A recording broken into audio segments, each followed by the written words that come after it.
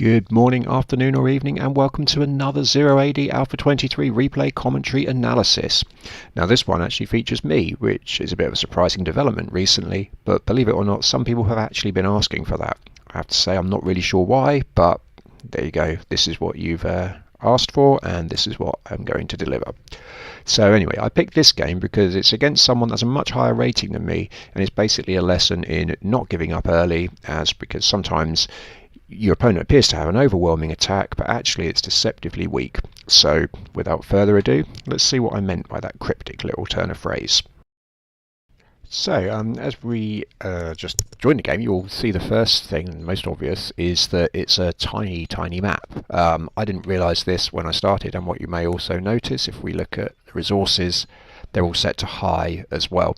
So that was, I mean, it was a surprise when you actually start the game, but is a bit of a giveaway of what's coming. So tiny map, opponent playing as Britons, yeah, you can imagine with those extra resources that's going to mean he's going to produce a lot of slingers and come straight at you, and indeed he's gone straight off to produce 6 slingers, which will give him a total of 8, while his women and his cavalrymen are off, as is his dog, which is strange, just collecting food, and let's see what he gets up to. I'm the Ptolemies, and I've just gone for a far more standard approach. We've got a group of women here that obviously the thing they were supposed to be collecting, the berries, but actually they weren't. They were just stood next to it, which isn't so good. So here comes his cavalryman, and here come a group of 8 slingers and 2 spearmen. Now I've at this point got absolutely no soldiers whatsoever, but I've realised what's happening, so I'm producing these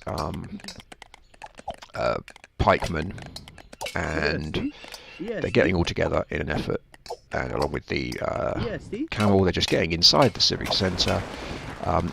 All of, as you can see from the kind of ring around here, most of the houses are covered. He's going to attempt to destroy those. So I'm just pulling my men away to safety. There's no point in getting them in there. And everyone is just collecting as much in the way of resources as they can. And he's just marching these guys around, trying to cause problems. I mean, the interesting thing is you'll notice they've actually got a load of wood with them. Or do they? Yeah, these guys have got wood, so they've not actually delivered that. So I've just sent off a group of camels to attempt to cause him some more danger, because he's now produced another 8 slingers, and he's got 2 more on the way, and I'm just going to go and use my camels to attempt to cause some issues with his food supply. Not particularly good play here, because these guys unfortunately are much too close to CC. They should have stayed outside of that range, and they haven't, so I've not done a particularly good job there. And he got another couple guys, he's just got his people kind of wandering around, but he's not actually building an economy of any sort. So I've just got some troops here that are just basically going to try and take out this slinger, but you'll notice he's not producing anything from the civic centre now. This guy's looking pretty happy with himself because he's just been upgraded, but he's died. So he's gone on a bit of a rampage of just knocking down houses, which is great for him, but they weren't really built anyway, and he's not got much. So here's his group of soldiers. It's like 14 slingers, but if we look at his resources, he's got plenty of food, he's got wood, and he's got some stone, so he should actually be doing something. But if we look here, still not really producing anything. So in terms of this wasn't ideal. It wasn't a great defence by any stretch, but he's got plenty of resources. He could be reinforcing his troops. I'm just trying desperately at this point to get a little bit of food together so I can produce some troops. And here come his slingers. They're going to try and cause some issue, but all I do is just pull the women inside the civic centre. That's going to start shooting then at these slingers, so he gives up on that. All the while I've been using my group of soldiers to collect wood up there, so I've now not got enough wood to actually do anything with, whereas he's still got plenty of food and things, so he could, this didn't have to be a terrible rush. He could have just been producing women to go and grab him some some wood here or get some more food, but he's just got his guys just kind of doing nothing. Now I'm just trying to stop his his dog from being quite so annoying, but that's going to be gone any second. Yep, and it is gone, and now I can get back to chopping wood. But that's given him an insight into where my soldiers are. But you can see quite a lot of his troops are really struggling for health at this point. So deliver that wood, and if we look from my perspective, the population, I'm actually slightly ahead, which is a bit bizarre, but that's how it is. I've carried on trying to produce soldiers as quickly as I can, and again, here come these guys to try and stop me getting any food, and away you go. Do him in, one dies, but it's not the end of the world. And just keep on getting this wood together as much as possible. And if we look at him, I mean, this is, yeah, I don't even know where his additional women have gone. Oh, there's some people, they're coming up there now, but there's only a small group, and you never attack in a small group like that. His people are actually outnumbered, and that's going to cause some problems. He's got his other soldiers here, but they're too far away to actually help at this stage. If I can, he's doing well to move those away and get them into a position where they're going to be in bigger numbers, but the issue is going to be really that they're all quite low on health, and he's still not supporting them with any additional troops. He's got not much, admittedly, in the way of resources. Okay, so I've not really got much in the way of range troops, so if he can get my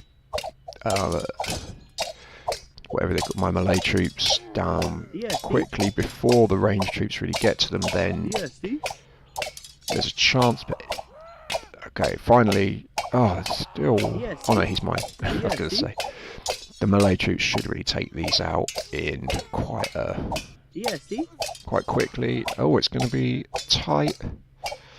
I've got my whatever they call my camels that I could have brought out, and now they are brought out. And okay, I'm out of troops. He's out of troops. Very nearly. He's got 5. These 5 slingers left.